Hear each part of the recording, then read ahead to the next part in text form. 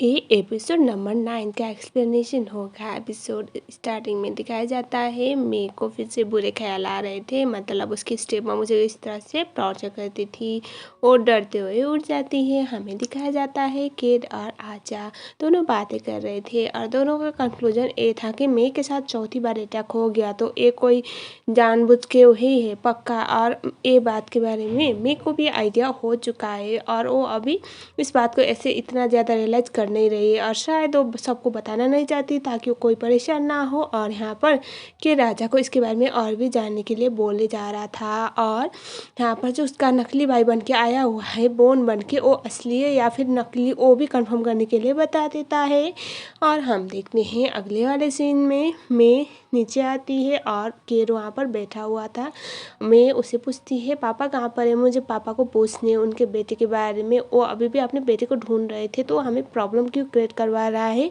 तभी केट बोलता है कि तुम्हारे पापा बाहर गए ओवरसीज और उन्होंने बोला कि तुम्हारा ख्याल रखने के लिए। मेरे को सच में अपने पापा से पूछनी थी, लेकिन केट बोलता है कि अभी इसकी कोई ज़रूरत नहीं। तो अभी हमें दिखाया जाता है उसके फ़ोन में एक मैसेज आता है बॉन का और वहाँ पर उसने अपनी मॉम यानी कि मे की स्टेप मॉम का फ़ोटो भेजा हुआ था। तो यहाँ पर मैं बोल रही थी कि अब मुझे पापा से बात करनी पड़ेगी, लेकिन केट बोलता है कि नहीं नहीं, अगर इसने फिर से ऐसी गलती दोबारा की या फिर तुम्हें फिर से परेशान करने की ट्राई किया तो हम बात करेंगे, लेकिन अभी रहने दो, ऐसा वो बोलता है। और उसके बाद हमें दिखाया जाता है शाम वाले सीन पे केट ऐसे बैठा हुआ था, मैं वहाँ पर आती है और वो बोलती कि क्या हुआ तुम यहाँ पर रह क्यों रहे हो, तुम्हारी तबीयत ठीक नहीं, चलो ऊपर। तभी केट बोलता है कि हाँ ठीक है, लेकिन मैं यहीं पर हवा खाऊँ ना, कौन सा मुझे कुछ और खाने को मिलेगा, ऐसा वो बोलता है। ऐसे नहीं कहता, मैं बोलती कि तुम्हारी नज़रें कहाँ पर है मुझे पता है, चुपचाप चलो। केट बोलता है कि मैं क्या बात कर रहा हूँ, हाँ तुम ही उल्टी सीधी बातें सोचती हो और मुझे ऐसे इल्ज़ाम लगा रही हो, बोलता है। और उसके बाद मैं बोला थी कि मैं नहीं, मुझे पता है तुम क्या क्या सोच रहे हो, चुपचाप चलो मेडिसिन लेने के लिए। उसके बाद केट बोलता है कि ऐसे तुम उसी बारे में सोच रही थी ना जहाँ पर हम लोग पहली बार मिले थे, हम दोनों के बीच में क्या क्या हुआ था, मुझे पता है। मैं बोला थी नहीं। केट उसे उठाता है, मैं बोलती कि तुम क्या कर रहे हो। तभी केट बोलता है कि आज ना इसके बाद जो भी होगा हमारे बीच में, आज की स्क्रिप्ट तुम लिखोगी, मतलब मैं कुछ भी नहीं करूँगा और तुम्हारे पास सोचने के लिए बेडरूम तक का टाइम है, बोलता है। और उसके बाद वो मेरे को बेड में लेके चला जाता है। और उसके बाद बेडरूम में हमें दिखाया जाता है केट मैं के काफ़ी करीब आने की ट्राई कर रहा था, मैं उसे रोकती है। और उसके बाद केट उसे बोलता है कि मैं तुम मुझे कब बताओगे कि तुम मुझे इतना प्यार करती हो, मैं सुनने के लिए तरस गया हूँ। मैं स्माइल करती है और वो उसे बोलते हैं कि पर मुझे तुमसे पहले सुनिए। केट बोलता है वो तो मैं तो बोलता रहता हूँ ना, पर मुझे तुमसे सुनिए, सच्ची में बताओ ना। केट उसे आई लव यू बोलता है और बोलता है कि मैं दुनिया में सबसे ज़्यादा प्यार करता हूँ तुमसे। तभी केट बोलता है कि तुम मुझे बता नहीं रहे हो, प्लीज़ बता दो ना। उसके बाद आज जो भी होगा उसका स्क्रिप्ट लिखेंगे हम, ऐसा वो बोलता है। फ्लर्ट करते हैं, मैं उसे स्माइल कर रही थी कि उसके काफ़ी करीब आने की ट्राई कर रहा था। मैं उसे मेडिसिन खिला देती है और उसके बाद वो उसे बोलती कि मैं अभी दूसरे में सोने के जा रही हूँ। केट उससे पीछे से रोकता है, मैं बोलती कि मैं दूसरे रूम में सोने चली जा रही हूँ और वो गुड नाइट बोल के वहाँ से चली जाती है। किड बोलता है कि कोई बात नहीं और वो एक पिलो पकड़ता है। तुम तो नहीं मिली, लेकिन जिस पिलो पे तुम सोई हो ना मैं उसी को पकड़ के सो सकता हूँ, बोल के सो जाता है। नेक्स्ट डे हमें दिखाया जाता है मैं अपने होटल पे जाती है क्योंकि उसके होटल में ना बहुत सारी चोरियाँ हो रही थी और उसके जो कस्टमर थे और नेगेटिव रिव्यू दे रहे थे ऑनलाइन, जिसकी वजह से उसके होटल की बहुत बदनामी हो रही थी। इसी प्रॉब्लम को सॉर्ट आउट करने के लिए वो जा रही होती है। तभी केट से कॉल करता है, मैं बोलती हूँ कि मैं हॉस्टल का प्रॉब्लम सॉल्व करके आऊँगी। और केट का भी कुछ काम था, इसी बात की वजह से वो मेरे के साथ आ नहीं पाता।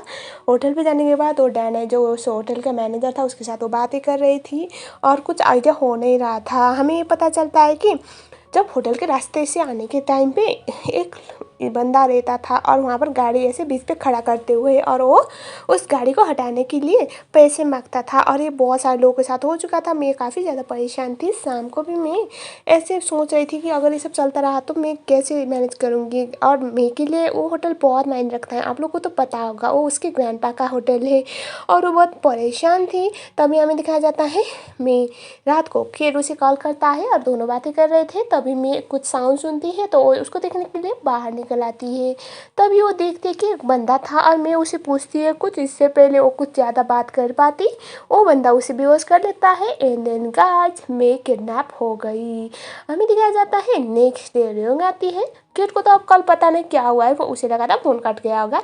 और रियोंग आती है, रियोंग मेरे को देखती नहीं है और उसके बाद वो केट को कॉल करके पूछती है कि आप होटल पे आ रहे हो क्या? वो बोलता है हाँ।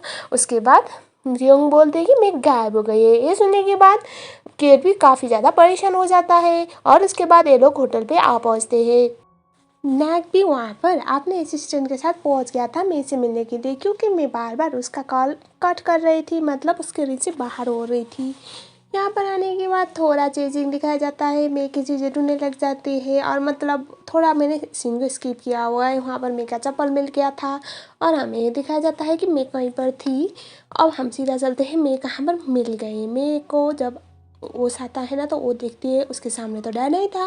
ये देखने के बाद वो शॉक हो गई थी, तो कल रात उसे डैना ही मिला था और डैना ही बोलता है कि मुझे 20 मिलियन बाहर चाहिए अभी के अभी, मेरे बैंक अकाउंट में ट्रांसफ़र करो वरना मैं तुम्हें मार डालूंगा। सो डैना का कहना क्या था ना कि मेरा होटल ऑलरेडी बहुत लॉस पे जा रहा है और अब ये होटल बैक मतलब कम बैक करने का कोई चांस था ही नहीं। तो उसके होटल के एम्प्लॉय तो अब ऐसे ही बेरोजगार होने वाले थे और डैना ने तो अपने पूरी लाइफ इसी होटल में गवा दिया था। तो वो मानता था कि मुझे अपने मेहनत के पैसे चाहिए और मैं अपनी लाइफ को इस तरह से स्पॉइल नहीं कर सकता।